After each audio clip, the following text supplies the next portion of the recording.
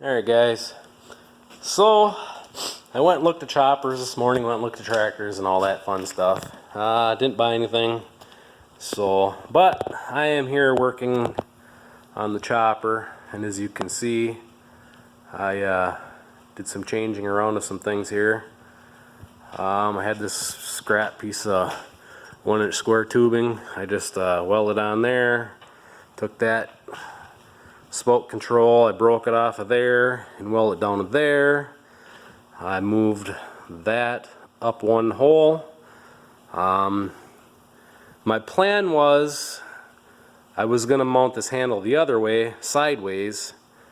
That's why I put it here. That way it'd be underneath this handle, but with where it is right now, I'm in neutral, I'm in reverse, I'm in forward. My hand has plenty of clearance, it's not going to hit it. Right now the hood is set about where it normally is, and actually the handle might have to go up just a hair, because I always fill so it hits the back of the box way up in the roof, and then from there it just, as it's filling, silage keeps falling down both ways, and it normally fills the box pretty close to full. But when I took that handle off, I beat that piece of pipe out. That right there is where the hood adjuster was. I beat that out, and now you can actually turn the handle. So, which I originally was planning on taking it off, so I never took into consideration that it was going to hit right here. But like I say, I can easily cut this back off and weld it sideways here, so the handle turns like this. The reason I didn't is I thought down here I'd have a greater chance of hitting it with my hand, but I think it would have worked down there, and it wouldn't take me very much to move it if I have to. But normally I don't turn the spout, so I'm not too worried about it. And really, if I turn the spout, if I were to put the hood all the way up, it would hit the roof of the chopper box and about the center is where it normally does, so I could always push this up, turn the handle, then put it back where I want it. Worst comes to worst. But that's where that's sitting. It should be better. There is clearance with where my windshield is. If nothing, I might have to trim an inch off the end there, which is fine because this end is all boogered up anyways and it's really sharp. It wouldn't be a bad idea to take the Sawzall and cut it anyways. Find something to put over the end like a rubber hose or something. But anyways, so this is ready to go. Once the insurance adjuster gets here and figures out what my corn yield is, so I can chop the rest of it off. And I don't know what I'm gonna do on that side hill yet. If I'm just gonna move that over, that would give me plenty. Because right now the chopper box is just rubbing the row, and every once in a while I'll tip some corn over. So if I move it over there, it would be fine. I looked at that other chopper this morning, but it doesn't have the right head on it, so I didn't bring it home. Wasn't going to spend that kind of money on something that isn't what I want. The chopper itself probably would have been fine if I put my hay head on it for chopping rye, but I'm not going to bring home another head that's not going to work for me, so I'll keep looking. There's a lot of choppers for sale on Craigslist. So, and the other option was mentioned that 770 that my neighbor has with the electric controls. I could easily take the electric part off and put it on this chopper for the spout.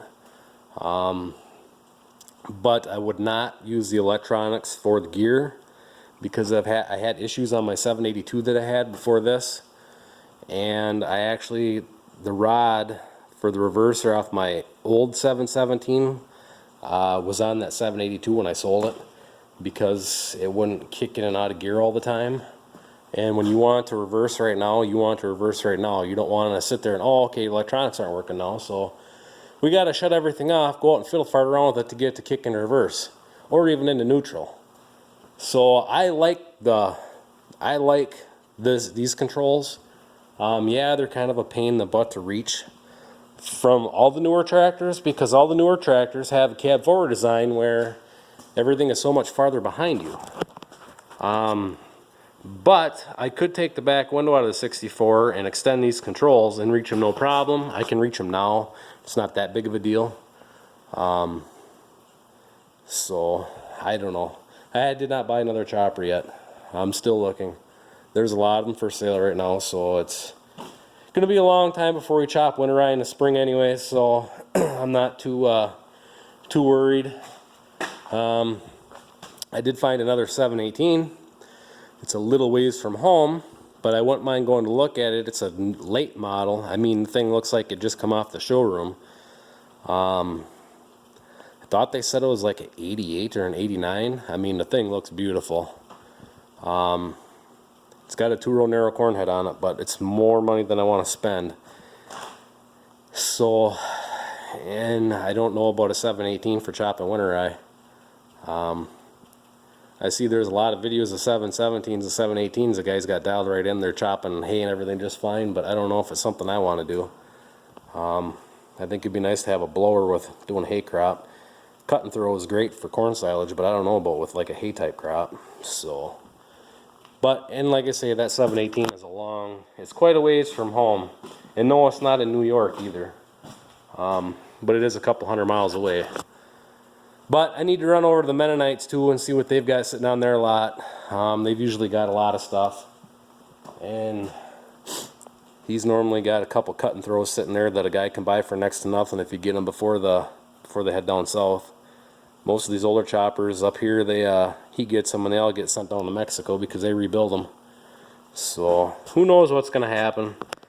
But thanks to everybody who gave me their input on the 770s and everything. Like I say, I know that, you know, it's a normal chopper that has a cutter head and then your blower is separate. I know all that about them. The only thing what I'm getting at with them is a buddy of mine that I bought my 790 from, when his dad, well, before his dad died, they had two 770s. One was always set up for hay and one was always set up for corn.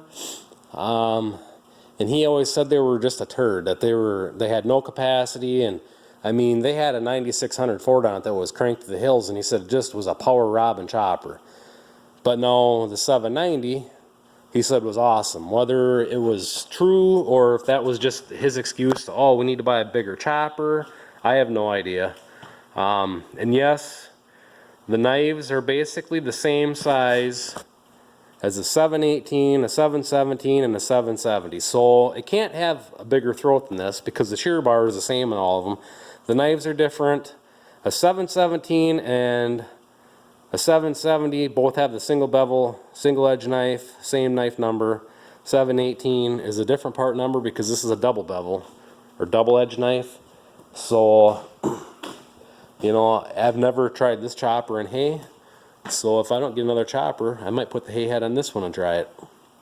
And if I don't want to change heads back and forth, I got a 717 out there that can always chop corn. So